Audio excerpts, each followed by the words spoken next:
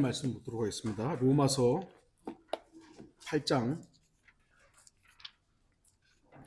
29절, 28, 30절입니다.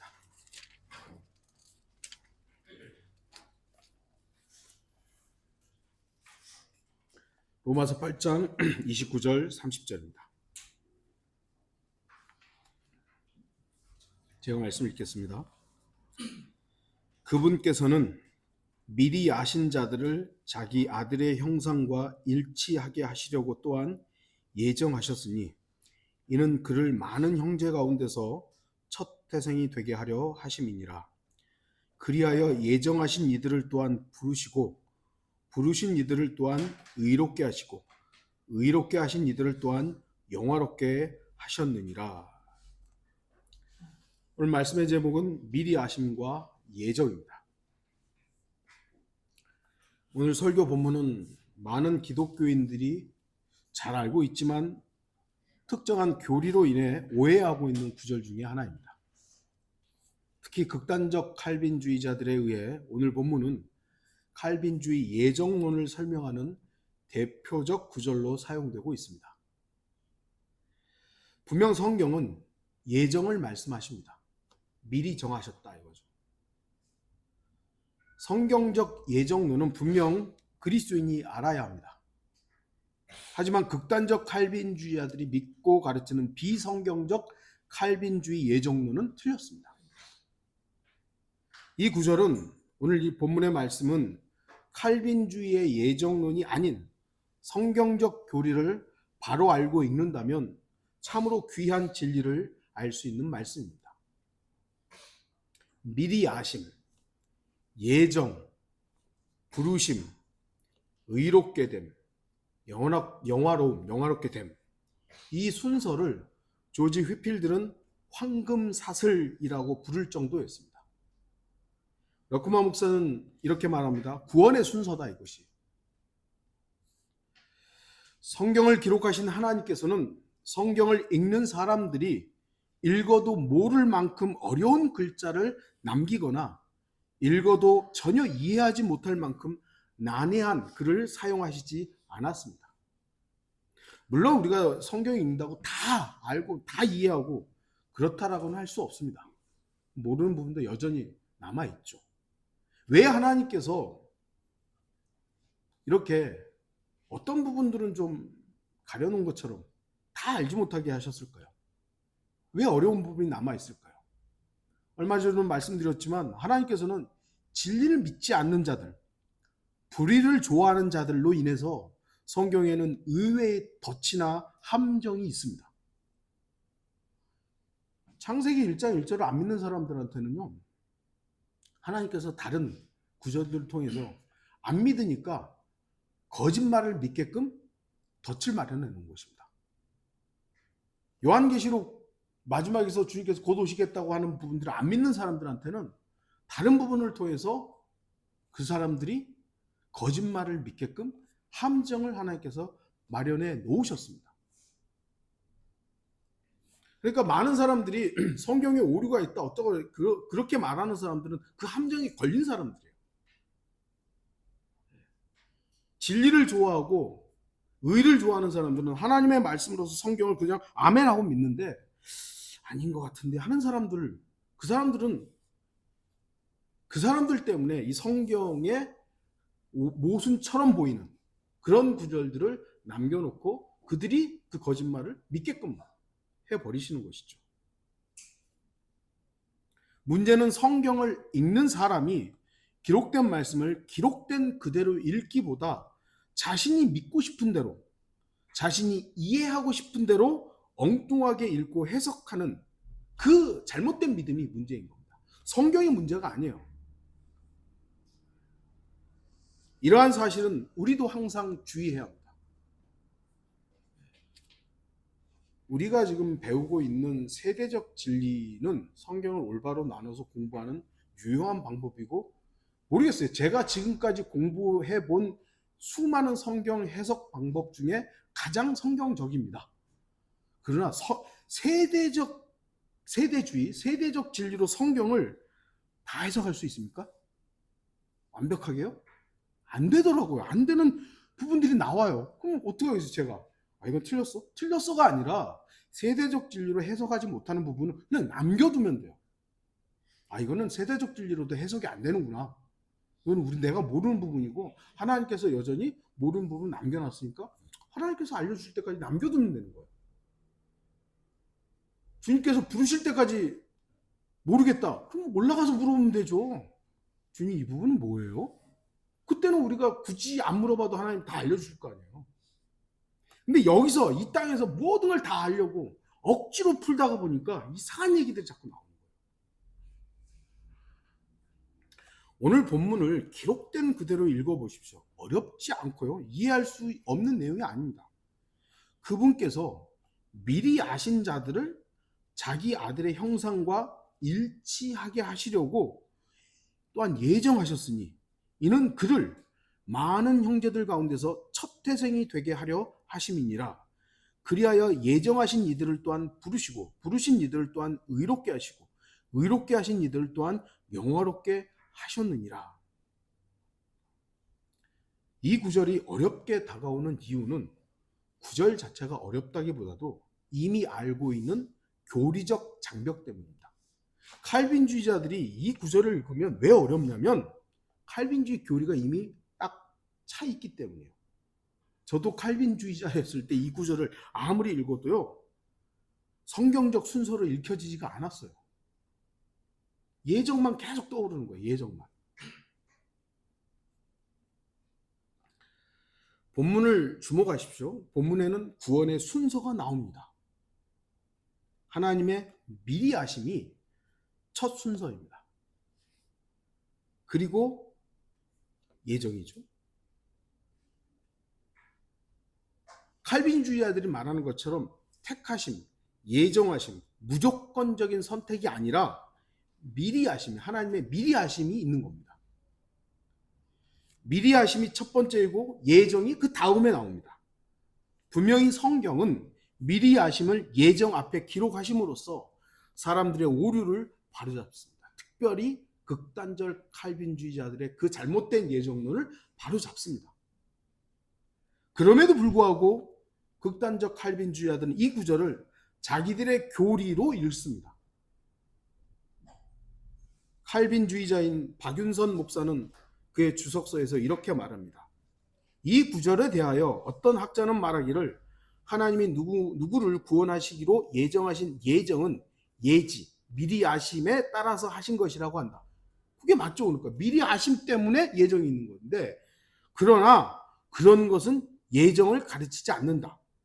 여기 미리 아심이란 말은 미리부터 사랑하여 돌보시고 준비했다는 말이다. 이런 식으로 자기 이미 칼빈주의 예정론을 가지고 이 구절들을 해석을 해버리고 잘못된 해석을 하는 것이죠. 오늘날은 이제 칼빈주의자들이 여러 이름으로 불립니다. 온건한 칼빈주의, 극단적 칼빈주의, 수정 칼빈주의, 신칼빈주의 등등. 스펄전 같은 경우가 이 온건한 칼빈주의자입니다. 제가 말씀드렸듯이 수천 편의 설교 중에 칼빈주의 예정론과 관련된 설교가 5개나 되나 말인가. 그것도 극단적 칼빈주의적으로 설교한 게 아니에요. 그러니까 칼빈주의자들은 침례교 목사였던 스펄전도 칼빈주의자였다 이렇게 주장하거든요. 맞죠? 칼빈주의 스펄전은 자신이 칼빈주의자라고 어느 정도 인정을 합니다. 그러나 이 예정론에 대해서 그 수천 편의 설교 중에 다룬 게 몇 편 없어요. 하나님의 절대적인 구원 예정을 어느 시기로 보느냐에 따라서 좀 나뉩니다. 칼빈주의자들을 좀 나누는데요. 오늘 본문을 중심으로 예정론을 주장하는 사람들을 인프라 랍사리안이라고 부르는데요. 이들은 예정의 시기를 언제 예정됐느냐? 아담의 타락 이후라고 말을 합니다. 아담이 타락하고 이후에 하나님께서 그걸 이제 후정론이라고 하는데요. 하나님께서는 타락을 허용하셨지만 거기에 책임은 없다. 왜냐하면 앞으로 이제 좀 이따 보겠습니다만 태초 이전에 모든 걸 정해놨다면 이 죄에 대한 원인도 하나님한테 있는 거잖아요. 그러니까 죄에 대한 책임을 좀 면하기 위해서 아담의 타락 이후에 하나님 예정했다. 그래서 모든 사람이 타락했는데 그 중에 일부만 구원하기로 예정했다. 이게 이제 인프라 랍사리언 이것입니다. 타락 후에 예정했다. 이것이죠. 그리고 대부분의 칼빈주의자들이 주장하는 스프라 랍사리안이라고 있는데 이게 이제 에베소서 1장을 근거로 하나님께서는 세상의 기초 이전에, 그러니까 태초 이전에 구원받을 사람과 멸망받을 사람을 이미 다 예정해놨다. 이것이죠. 뭐 여러분 많이 들었던, 일반적으로 조금 이제 장로교에서 신학을 조금 공부했다는 사람들은 이걸 다 믿는 것이죠. 태초 이전에 다 정해졌어.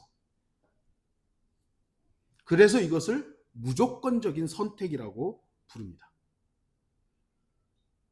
또한 이제 수정 칼빈주의라고 하는 것이 있습니다. 서브 랍사리안이라고 하는데요. 이들은 하나님께서 타락을 허용하신 것을 인정하면서 구원은 모든 사람에게 제시되었고 그 중에 믿는 사람들은 선택받은 것이다. 약간 이제 그래서 수정 칼빈주의라고 하는 거예요. 이거 약간 우리가 말하는 그 구원론하고 약간 비슷한데 이게 그러니까 결국 선택이라는 것이죠. 구원받을 사람이 이미 정해졌다라는, 칼빈주의는 구원받을 사람이 타락 전이든 후든 아니면 나중이든 다 정해졌다라는 겁니다. 그게 우리가 주장하는 성경의 예정과 다른 겁니다. 우리는 정해진 게 아니죠. 미리 아심에 의해서 이 사람이 하나님의 미리 아심 가운데 하나님께서는 이 사람을 예정하시는 거야. 그리고 예정된 그 사람 부르십니다. 근데 그 부르심에 no 하면 의롭게 되지 않아요. 구원 못 받습니다. 그러니까 하나님이 예정하고 부르셨으면 다 구원받아야 된다는 게 칼빈주의자들이고요. 성경은 하나님께서 예정했지만, 성경의 구약에 보십시오. 하나님이 이미 다 정해놓은 일 바뀐 적이 있습니까? 없습니까? 하나님이 정해놓은 일들이 바뀐 적도 가끔 있어요. 물론 크게 보면 다 정해진 대로 되지만 그 순간순간에는 하나님이 정해놓은 일들도 바뀌는 경우들도 있습니다. 하나님께서 미리 아신 자들을 이 사람은 구원 받을 것 같네 예정하셔요. 그래서 부르세요. 그러면 이 사람의 그 부름에 아멘 하면 의롭게 되고 그 다음이 영화롭게 되는 겁니다. 그게 아까 말한 구원의 순서예요. 그런데 그 부르심에 안 받아요. 나 필요 없어요. 그럼 이 사람은 어떻게 되죠? 그 예정이 취소되는 겁니다. 구원 못 받는 겁니다. 의롭게 되지 않고 영화롭게 되지도 않습니다. 그게 바로 칼빈주의의 예정과 성경이 말하는 예정의 다른 것입니다. 우리나라의 대부분의 장로교는 이 극단적 칼빈주의, 스프라 랍사리안, 그러니까 태초 이전에 다 정해졌다는 것이죠. 그런데 문제는 실제로 교회들에서 예정론을 강력하게 설교하고 가르치는 경우는 너무 극히 드뭅니다. 제가 어렸을 때 예정됐다는 말을 듣긴 들었었는데 이렇게 태초 이전에 예정됐다는 게 뭔지를, 설교는 그렇게 하셨는데 우리 아버지도 설교는 태초 이전에 다 정해졌다고 얘기해서 그렇게는 들었는데 신학교 가서, 장로교 신학교 가서 공부를 해보니까 이게 뭔지를 알겠더라고요. 그런 거구나. 그래서 사실은 그것 때문에 되게 고민이 많았어요. 다 정해졌다? 내가 정해졌나? 나는 구원받았나? 나는 정해졌을까? 그래, 내가 지금 이렇게 믿고 있고 열심히 그래도 교회에서 섬기고 내가 구원 안 받았으면 누가 받았겠어? 이거였죠. 그러니까 이 예정론은요, 자칫 잘못하면 내가 구원받아야 할 대상이고 내가 내 의지를 가지고 예수 그리스도를 영접해야 한다는 사실을 없애버리는 거예요. 난 구원 받았을 건데 뭐. 내가 지금 믿고 있잖아. 그 사실 믿는 게 아니라 생각하고 있는 거거든요. 그러니까 의지를 사용하지 못하게 하는 그 부분들. 물론 장로교인들이라고 해서 다 예정된 그걸 믿기 때문에 다 구원 못 받았다. 그건 아니죠. 하지만 자칫 잘못하면 그 의지를 사용해야 한다는 부분들을 가려버리기 때문에 자기 의지 사용하지 않고 그냥 생각하고 있고 믿고 있다고 착각하는 것이 구원이라고 생각하는 경우들이 많습니다. 그래서 여러분들이 그 장로교인 만나가지고 구원 받았냐 그러면 대답을 선뜻 못하는 이유가 그거예요. 나 구원 받았나? 자기를 보니까 못 받은 것 같거든요. 그런데 또 예정된 것 같고 교회는 다닌 것 같고 그러니까 복잡한 거예요. 목사들이 신학교에서 배운 극단적 칼빈주의를 그 신학 이론을 자기는 그렇게 배워서 믿지만 설교 시간에 그거 얘기해봐요. 당장 그게 맞아요? 이렇게 되는 거죠. 저도 청년 이제 설교할 때 극단적 칼빈주의를 한번 설교한 적이 있어요. 청년이 와가지고 목사님 예정이 된 게 맞아요? 예. 아니 지금 전도사님. 근데 예정된 게 다 맞아요. 예, 맞아요. 다 예정됐어요. 기도는 뭐 하랍니까? 그 질문에 제가 당황이 돼가지고 어떻게 말을 못하는 거예요. 맞아요. 무조건 믿으세요. 그런 식으로 이제 좀 윽박지르고 보내는 적이 있었죠. 그러니까 설교 강단에서는 설교되지 못하는 교리라면 그게 바른 교리입니까? 잘못된 교리죠. 어느 칼빈주의를 주장하든 어떤 사람의 구원이 자신의 의지와 상관없이 미리 정해져 있다는 교리는 절대로 성경적이지 않습니다. 단 하나님의 미리 아심의 근거에서 하나님께서 예정하신 자들을 제외하고 그 어떤 사람도 구원이 타락 전이든 이후이든 정해지지 않았음을 알아야 하는 것입니다. 하나님께서 미리 아심으로 예정, 이 사람은 구원 받을 거야 라고 정해놓는다 이것이죠. 그런데 그 정하심은 미리 아심에 근거하고 그리고 이 정하심은 부르심에 합당하게 연결돼야 완성되는 겁니다. 오늘 본문에 나오는 두 단어를 통해 우리가 성경이 무엇이라고 말씀하시는지를 정확히 아는 시간이 되기를 바랍니다. 미리 아심이죠. 미리 아심. 하나님의 미리 아심의 깊이와 넓이와 범위를 우리 인간의 머리로 어떻게 전부 다 알고 이해할 수 있겠습니까? 하나님께서는 현재형이시죠. 현재요. 시간을 초월하여 과거, 현재, 미래를 동시에 보실 수 있습니다. 제가 얼마 전에 읽었다는 그 만약 시간이 존재하지 않는다면 이라는 그 책을 이렇게 보니까 그 사람들의 논리적인 부분에서 굉장히 공감이 가요. 시간은 공간과 뗄 수 없어요. 공간하고 뗄 수가 없어요. 공간이 존재해야 시간도 존재하는 거고. 하나님께서는 말씀으로 시작을 하셨죠. 하늘과 땅을 창조하셔서 소위 어떻게 우리가 표현할 수 있어요. 공간을 만드신 거예요. 그리고 거기에 시간을 시작하신 거예요. 과학자들은 그걸 이해할 수 없죠. 아니요, 믿을 수가 없죠. 그러니까 자기들 식으로 뭐라고 얘기하는 거예요. 우리가 지금 여기서 보내는 시간, 지금 우리가 사용하는 시간과 하늘의 시간이, 셋째 하늘에 계신 그분의 시간이 똑같습니까? 아니죠. 그러니까 하나님의 관점에서는 우리는 이게 시간이 지나서 이렇게 보지만 하나님은 그냥 그게 현재로 보이시는 거예요. 우리의 과거도 현재로 보이실 수도 있고 우리 앞으로 일어날 일도 현재로 보실 수 있는 거예요. 그러니까 미리 아시는 거죠.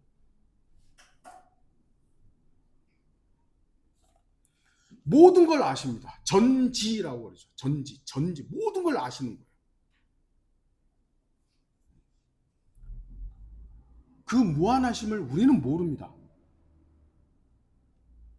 하나님께서는 역사를 미리 아십니다. 왜요? 하나님께서 이미 역사를 계획해 놓으셨으니까요. 인간의 미래를 아십니다. 인간 개인의 삶을 아십니다. 그렇기 때문에 죄인인 인간에게 하나님께서는 구원받으라고 부르시는 겁니다. 이 인간의 미래가 어떨지를 아시니까요. 그리고 그 부르심에 응답하여 하나님께 나아가는 사람들에 대해서 하나님은 미리 아실 수 있는 것이죠. 성경은 하나님께서 전능하시다고 말씀하십니다. 전지전능. 우리가 그런 표현들 쓰죠.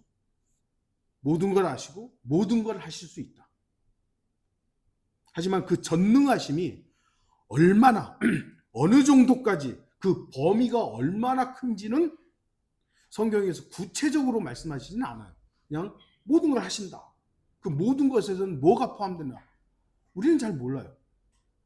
근데 성경적으로 아는 것은 하나님께서 이 만물을 말씀으로 창조하셨다는 걸 보면 못하실 일이 없는 것이죠.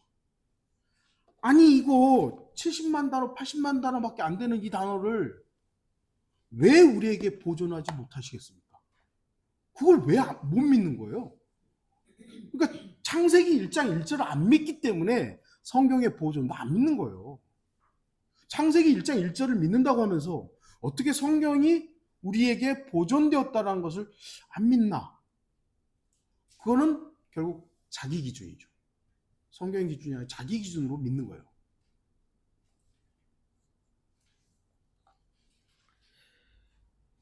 만약 하나님께서 내가 이만큼 알아라고 여기다가 이렇게 기록해 우리가 그거 다 이해할 수 있겠습니까? 우리 이해 못해요. 성경이 뭐라고 해도 우리가 성경을 지금 읽고 있지만 어떤 의미에서는 우리가 아는 만큼만 읽고 읽는 것이고 이해하는 부분만 지금 받아들이고 있는 것이요. 제일 어려운 부분들이 러크만도 얘기했지만 소설은 진짜 너무 어려워요. 아무리 읽어도 잘 모르는 부분이 아직도 나와요. 예언서들 특히. 다니엘서 후반부에 나오는 그 날짜들 여러분 아시겠어요? 저 모르겠어요.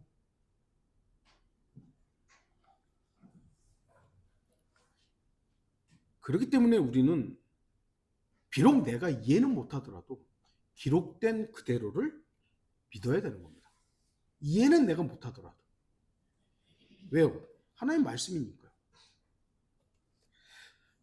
사도행전 2장에는 미리 아심이라는 단어가 처음 등장합니다. 사도행전 2장 23절 하나님의 정하신 뜻과 미리 아심을 따라 내어주신 그를 너희가 붙잡아 무법자들의 손을 통해 십자가에 못 박아 죽였으나 이 구절 역시 칼빈주의자들이 무척 좋아하는 구절 중에 하나입니다. 왜냐하면 하나님의 정하신 뜻이 미리 아심보다 먼저 나오기 때문입니다.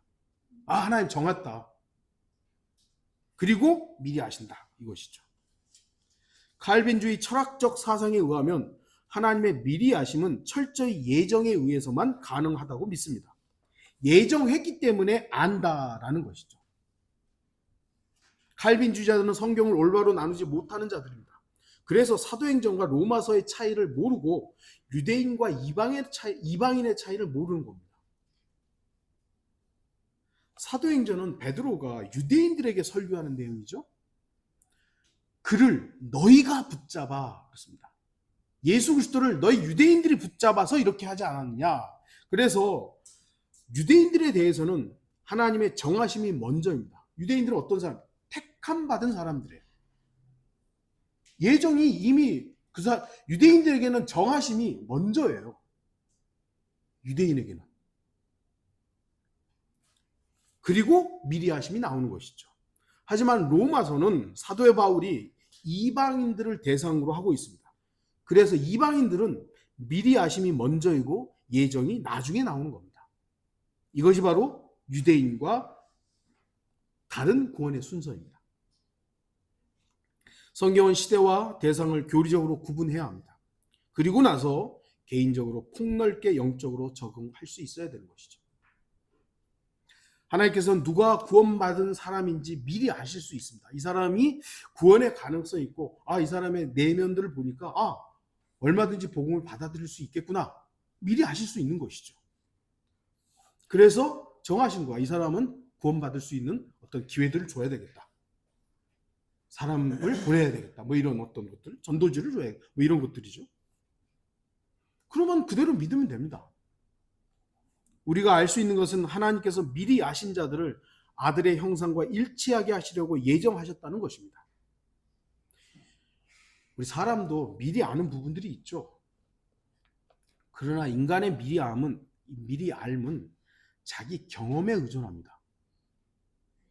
이미 경험한 근거에서 앞으로 일어날 일들을 어느 정도 아는 것이죠.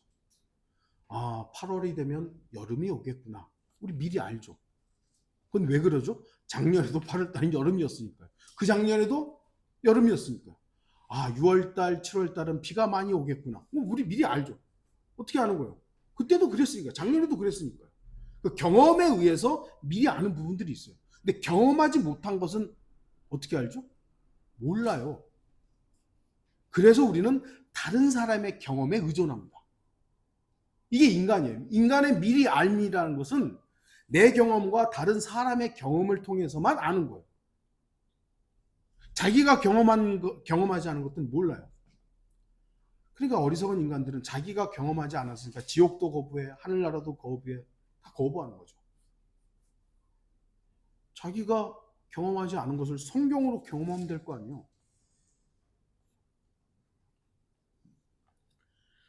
그러나 하나님의 미리 아심은 경험에 의존하지 않습니다. 하나님은 창조주시기 때문에 그냥 아시는 거예요. 미리 알에 대해서 경험에 의존할 필요가 없습니다. 하나님의 미리 아심은 완벽합니다. 물론 그 미리 아심의 범위가 어느 정도인지 우리는 그것을 다 이해할 수는 없습니다. 하나님 어디까지 다 아세요? 성경적으로는 다 아신다 그랬으니까 어디까지 다 아세요? 하나님이 우리한테 설명해도 우리가 이해할 수 있을까요? 못하죠. 우리가 하나님이 미리 아신다는 그 사실을 인정할 때에 하나님의 미리 아심에 대해서는 조금 다가설 수 있게 되는 것입니다. 그냥 믿는 것이죠. 아, 하나님 다 아신다. 극단적 칼빈주의는 예정이 먼저이고 미리 아심, 예지가 다음이라고 가르칩니다. 다 정해놨기 때문에 안다 이것이죠. 하지만 성경은 미리 아심이 먼저고 예정이 나중이라고 말씀합니다. 어떤 것이 맞다 틀리다 이러한 논쟁은 지금도 벌어지고 있습니다. 그러니까 일반 교회들에서는 이거 가지고 논쟁을 더 이상 안 하죠. 왜냐하면 이거가 교회 성장에 아무런 유익이 안 되니까 얘기를 안 해요. 하지만 신학자들은 이거 가지고 지금도 논쟁을 하고 있죠.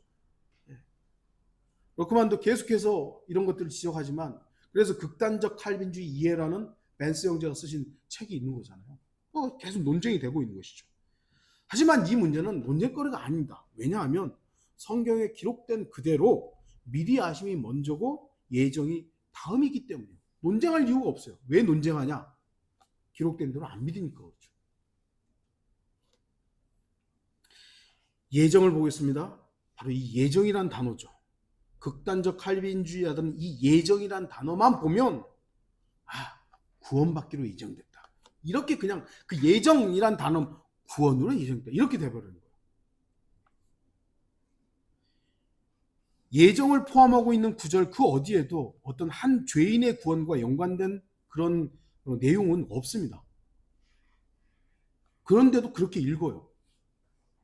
여러분에게 나눈 프린트 보시면 예정이란 단어는 신약에 5번 나오는데요. 사도행전 4장 28절, 오늘 본문에 2번, 에베소서 1장 5절과 11절 이렇게 예정이란 단어가 나옵니다. 하지만 여러분들이 집에서 찾아보십시오. 이 예정이란 단어가 사용된 그 구절들을 살펴보면 어떤 한 사람의 개인적인 구원의 예정을 다루고 있지 않습니다. 그럼에도 불구하고 극단적 칼빈주의자들은 예정이란 단어만 나오면 누군가가 정해졌다. 어떤 사람이 정해졌다. 이렇게 단정해 버립니다. 칼빈주의자 이상근 목사는 한 번 정함으로 영원히 작정한 것을 가리킨다. 예정이라는 건 그렇죠. 구원의 예정은 다시 변동이 없는 확정인 것이다. 라고 말합니다. 이 말은 반은 맞고 반은 틀립니다. 아까도 말씀드렸듯이 하나님께서 어떤 일들을 정하셨을 때 그 일들은 바뀌는 경우들도 있습니다. 그런데 이 칼빈주의자들이 말하는 예정은 한 번 정한 건 안 바뀐다 이거죠. 아니 멸망하기로 하나님께서 느니웨를 했는데 바뀌었잖아요. 죽여버리기로 하셨는데 하나님께서 그 왕을 살려주시기로 하시잖아요. 히스기야도 원래는 죽이기로 했는데 히스기야가 기도하니까 살려준 거 아닙니까? 하나님이 정하셨는데 바뀌거나 유예된 경우들이 있습니다. 예정은 분명히 있습니다. 왜냐하면 하나님께서 성경을 통해서 분명히 예정, 곧 미리 정하심을 말씀하기 때문입니다. 그러나 극단적 칼빈주의자들이 말하는 어떤 사람은 구원받기로 예정하고 어떤 사람은 버림받기로 예정되었다는 그 운명론, 숙명론은 예정이 아닙니다. 그러니까 칼빈주의자들한테 이건 운명론이잖아요. 그러면 운명론 아니라고 합니다. 운명론이 아니다. 이건 숙명론이잖아요. 숙명론, 예정론이요. 아니 그 말이 그 말이잖아요. 아니라는 거예요. 저도 그랬고요. 제가 막 저한테 뭐라고 하면 운명론 아니라고. 운명이라는 거 뭐예요? 다 정해졌다는 말이잖아요. 예정이 뭐예요? 다 정해졌다는 말이죠. 똑같은 말인데 말장난하는 것이죠. 이렇게 얘기를 하면 칼빈주의자들은 너는 기독교 강요 몇 번이나 읽어봤어? 꼭 그 질문을 합니다. 제가 우리 지체들 가운데 말씀드렸죠. 기독교 강요 참 좋은 책입니다. 여러분들 기회 있으시면 꼭 읽어보십시오. 예정론만 좀 주의해서 읽으시면 돼요.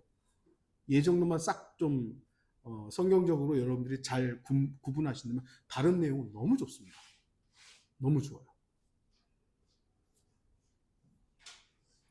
오늘 본문을 주목하십시오. 무엇을 예정했다는 것입니까? 구원을 예정했다가 나옵니까? 아니죠. 어떤 한 사람의 구원을 위해서 사전에 예정된 것이 아닙니다. 누군가 예정되었다면 그것은 구원받은 다음에 예정된 겁니다. 구원받은 다음에 예정이죠. 그렇다면 무엇이 예정된 겁니까? 자기 아들의 형상과 일치하는 게 예정된 겁니다.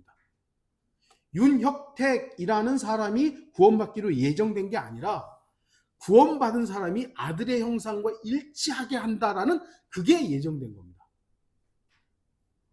하나님께서 어떤 사람을 위해 예정해 놓으신 것은 한 죄인이 구원받으면 하나님께서는 그 사람을 예수 그리스도의 형상과 일치하게 한다라는 그게 예정된 겁니다. 이 사람이 구원받으면 이 구원받은 사람은 하나님의 아들이신 예수 그리스도와 동일한 몸으로 바뀐다라는 게 예정된 거예요. 그러면 이 사람이 구원 안 받으면 이 예정은 그 사람에게 아무 해당이 안 되는 겁니다. 럭크만은 이렇게 말합니다. 당신에 대한 예정은 당신이 예수 그리스도를 영접했을 때 확정된다. 예수 그리스도를 영접했을 때 그 예정은 이 사람에게 이루어지는 겁니다. 한 죄인이 예수 그리스도를 믿었을 때 두 가지가 확정됩니다.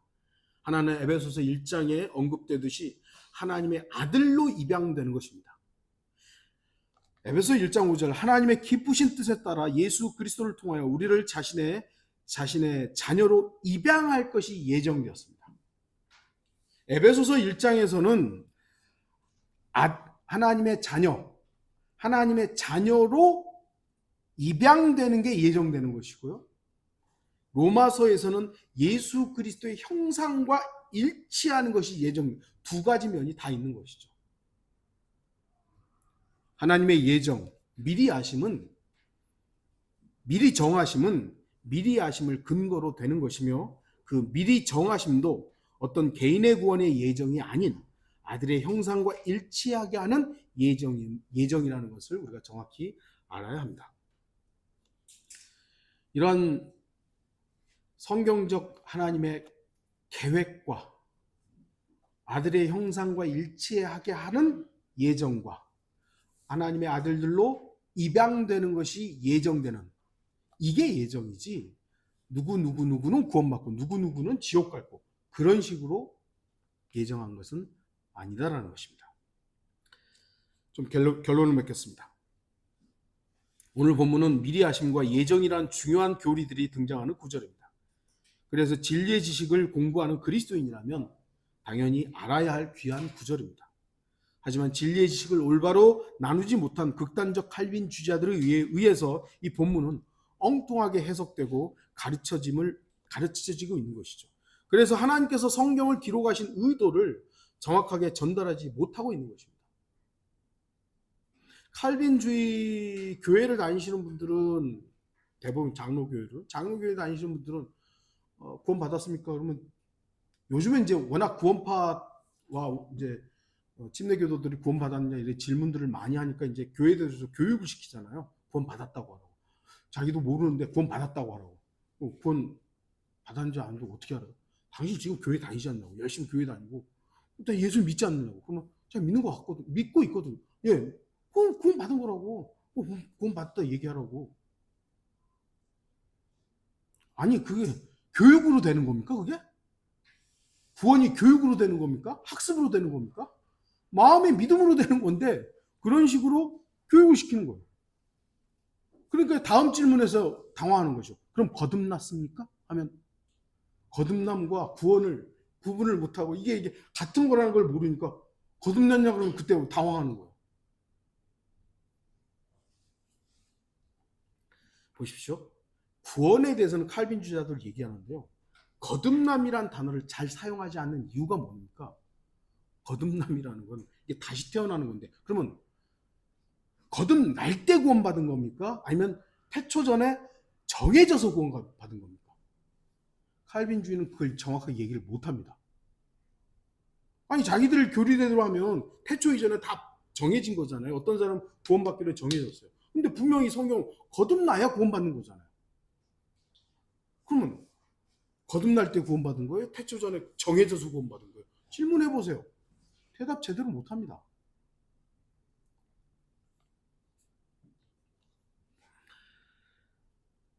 주목하십시오. 로마서 8장 전체는 성령 하나님의 사역을 다루고 있습니다. 28절에서 합력하여 선을 이루는 부분도 성령의 역사시죠.